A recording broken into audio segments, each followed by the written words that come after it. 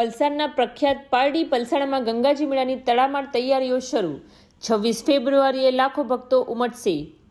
વલસાડ જિલ્લાના પારડી તાલુકાના પલસાણા ગામમાં આગામી 26 ફેબ્રુઆરી 2025ના રોજ મહાશિવરાત્રિ નિમિત્તે ભરાનાર ત્રિદિવસીય મેળાની તૈયારીઓ જોરશોરથી શરૂ થઈ ગઈ છે।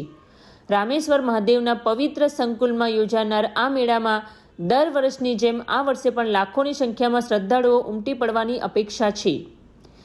મેળા સંચાલકો દ્વારા સ્ટોલ માટેના સ્થાનો નિર્ધારિત કરવાની સાથે વિવિધ પ્રકારની રાઇડો, ખાણીપીણીના સ્ટોલો, રમકડા, ઘરવખરી, કપડાં, બૂટ ચપ્પલ વગેરેના સ્ટોલો ઊભા કરવાનું કામ શરૂ કરી દેવામાં આવ્યું છે। તેમજ મંદિરના ટ્રસ્ટી, પૂજારી અને ગ્રામ પંચાયત દ્વારા મેળાની તૈયારીઓ કરવામાં આવી રહી છે।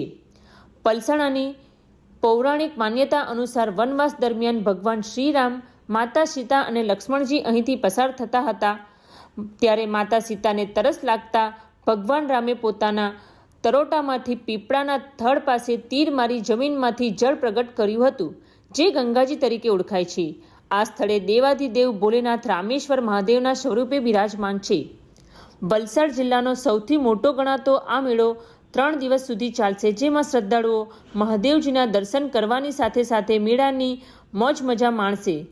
આ તીર્થધામ પૂર્વજોની તર્પણ વિધિ માટે પણ પ્રખ્યાત છે, જેના કારણે દૂર દૂરથી ભક્તો અહીં આવે છે।